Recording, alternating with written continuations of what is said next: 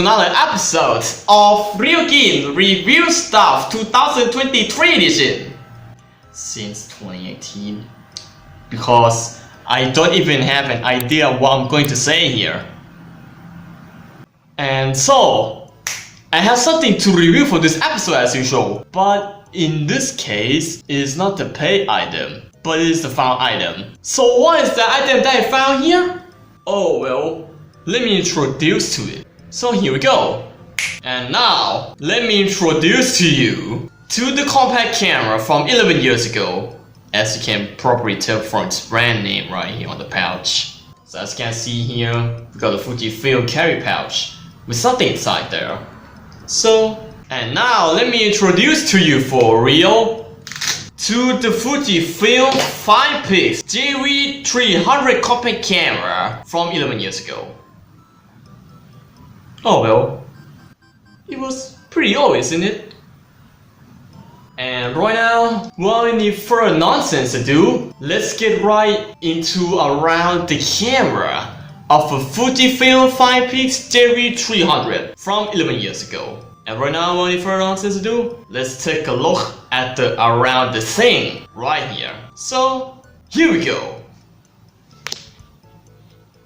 Alright, so taking a look at the Fujifilm FinePix JV300 right here, so as you can see here on the front, we got a Fujinon lens with 3x optical zoom and some 6.3x digital zoom. And we got a single mono microphone right there for recording audio to the video, which it is basically just a hole punch right there, especially made for the microphone to sit in. So, and it's not a stereo microphone obviously, it's just a single mono microphone for recording audio to the video, sort of. And we got a single flash for taking photos in the dark, which it doesn't even actually use as a video light at all. It is just a flash for taking photos in the dark, and that's pretty much it. And on the bottom there, we got an access door right here for your battery and your SD card, and we got a tripod mount right there for mounting onto your tripod or anything you prefer. And on the side right there, it is nothing but just some two screws right here holding up the camera together. And on the side right there, we got a classic USB connector right there, which it is basically just a connector right there for the USB cable that's actually came with the camera, but although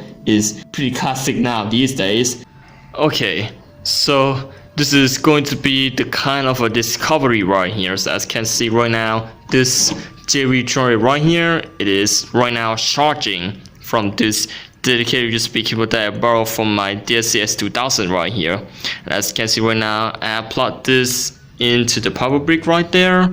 As you can see right now, it is charging. How could an 11-year-old compact camera would do something like that?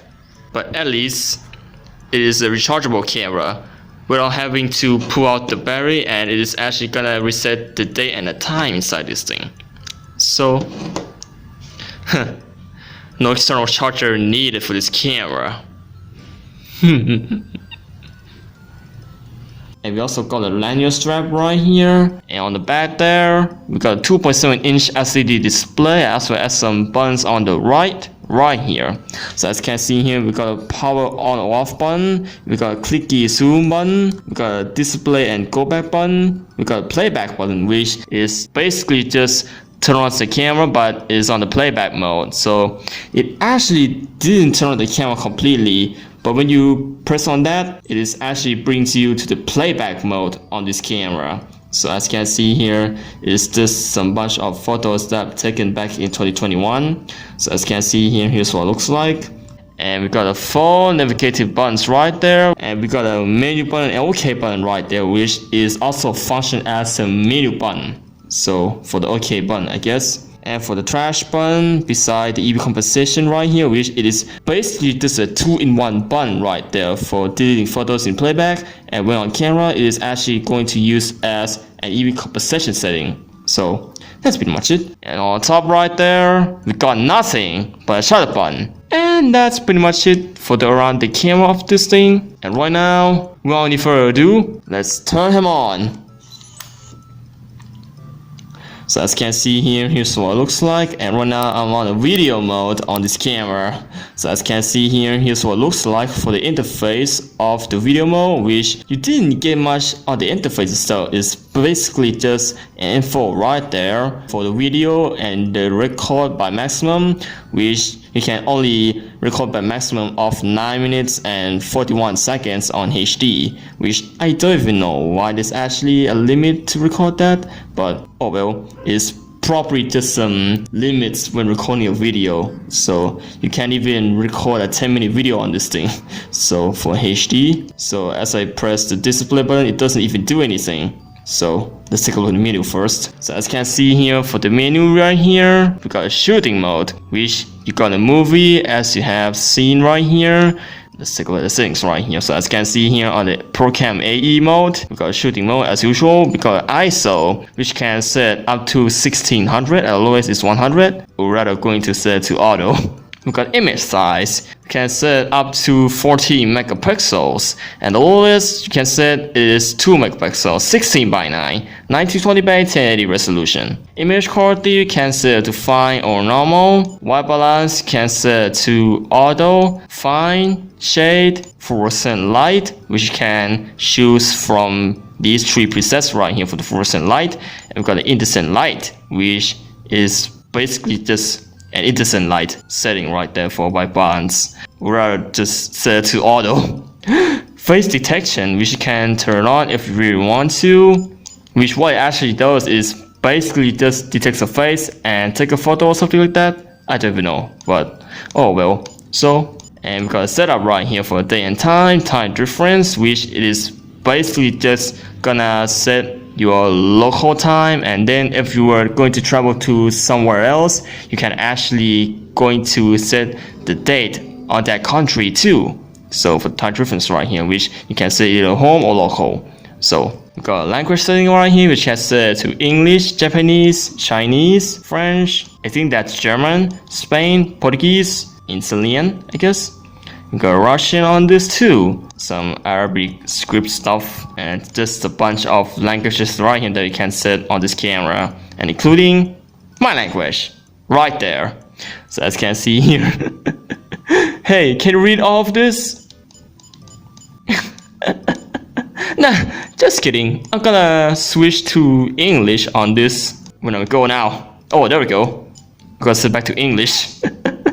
You got silent mode, which you can turn that on if you really want to take pictures in a church or in a meeting or something like that. You can actually turn that on if you really want to take a picture or video silently. So, which is going to mute everything on this camera. You got a reset button right there, which is basically just going to reset everything to its default settings.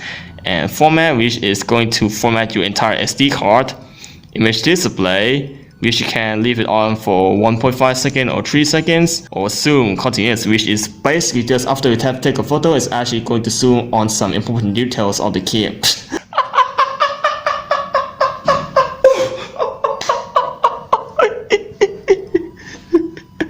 โอ้ยอีกแล้วเนี่ยกู And you can set the image display to zoom or continuous, which is basically just after you have taken a photo, it is actually going to zoom on the important details of the camera. Or you can just set it to off if you really don't want to use it. So, got LCD brightness, which is basically just going to adjust the brightness of your LCD. So, got LCD mode, which can set the power save on or off. But in this case, I have leave it on. So you've got auto power off, which you can choose between the 2 minutes or 5 minutes. You can set it off if you want to leave the camera all day. Digital IS, which is basically just a digital image stabilization, which I have leave to auto. Or you can turn that off if you want to. Got digital zoom, which I have leave it on. Movie zoom type, you can choose either optical or digital. But in this case, I'm going to use an optical for video test. Background color, which you can choose which you can choose between these colors right here. We've got a guidance display, which I have leave it on. Video system, I'm going to set it to PAL. Time or date stamp I'm sorry. So we got a date stamp setting right here, which you can actually going to turn that off, or you can set the date and the time on your photo, which is basically just going to print onto your photo after you have taken the picture or something like that. But in this case, for a photo test, I would going to leave the date stamp on. So for the photo test. And alright, that's pretty much it for what I got inside the camera right here. We got a panorama on this thing too. That's pretty interesting. And we got some manual scenes mode right here, including the night, both the night and the tripod one. And we got a sunset mode right there. We got a snow, we got a beach, we got a flower. It's basically just going to make your image even more vivid for shooting on a flower. And that's pretty much it. So, and alright, that's pretty much it for what I got inside the camera. So let's go back to the ProCam AE mode. And right now I have turned on the date and timestamp on this thing. So for taking photos, I guess you can set the macro on or off too on this camera. And the flash right here, you can choose a suppress flash, force flash, auto flash, and so central flash. So got a cell timer right here, which can set up to 10 seconds. EV composition. We got a zoom button right here, which I'm going to zoom in and zoom out like that. And even this thing has a digital zoom on this thing, so I'm going to prove to you guys what it's gonna look like.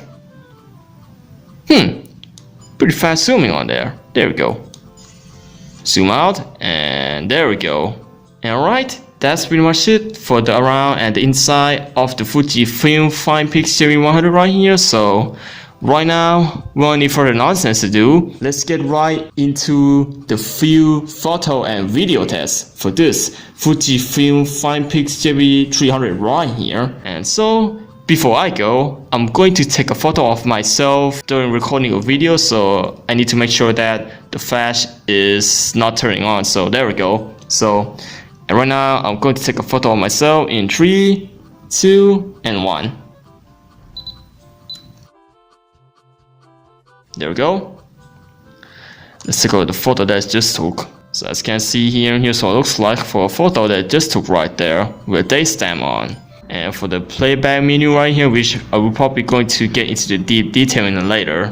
So, and oh well, you can actually just leave the information on. You can set it to off if we want to. Oh, damn it! What is it doing?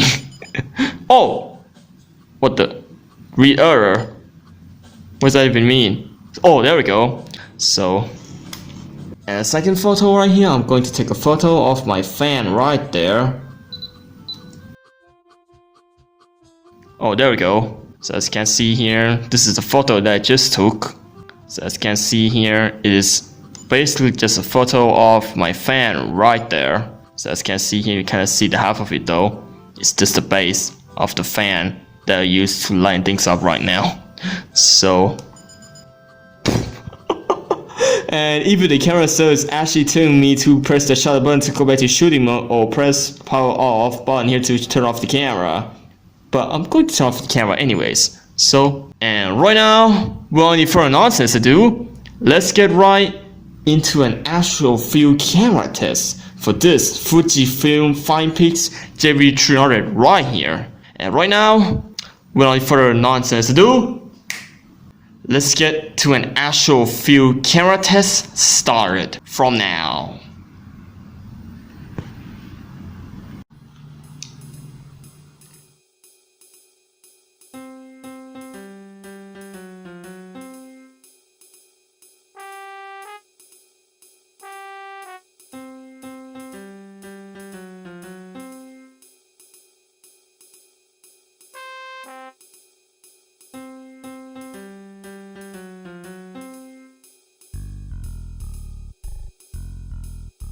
Okay, so and here's some HD video quality tests from an 11-year-old Fujifilm FinePix JV300 right here. So as you can see here, here's what it looks like for the video quality from an 11-year-old compact camera right here.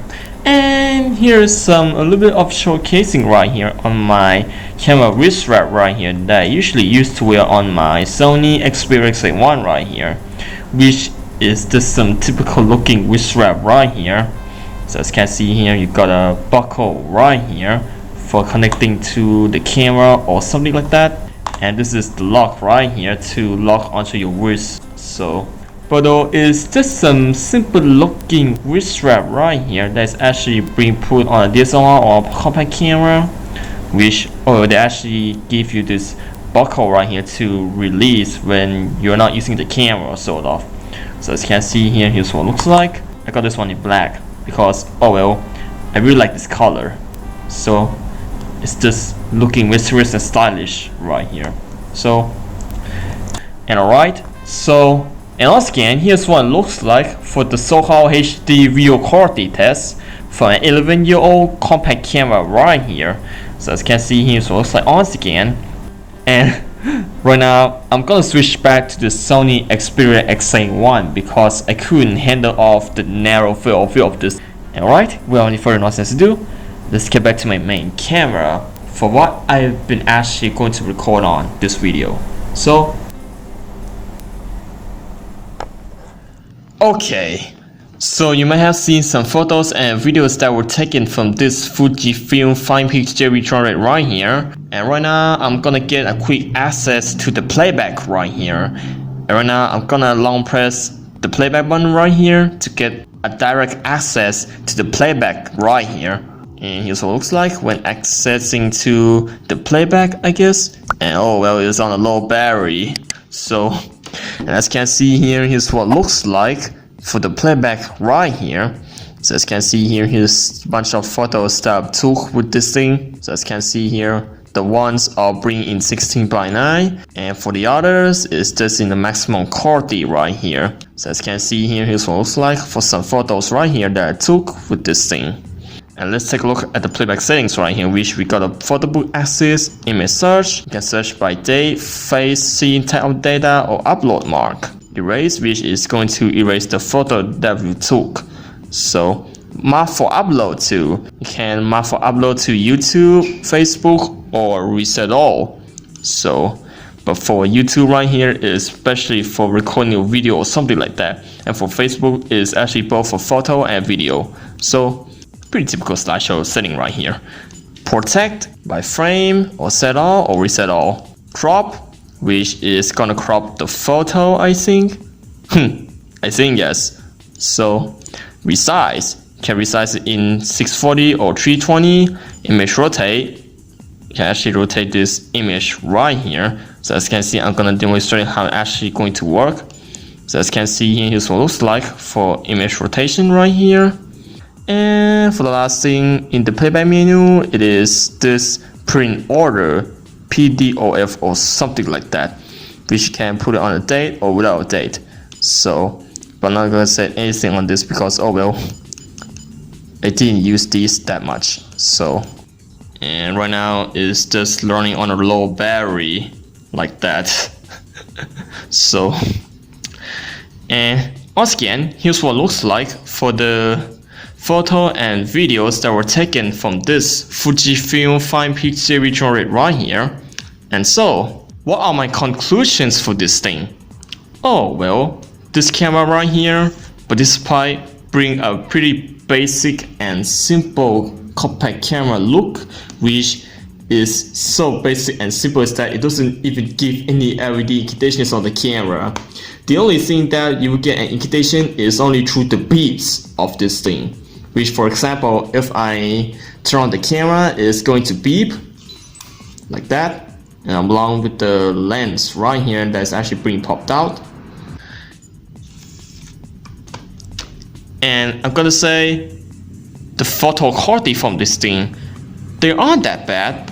They look pretty decent, but from 11 years ago, what are you gonna expect on a pretty decent quality compact camera right here?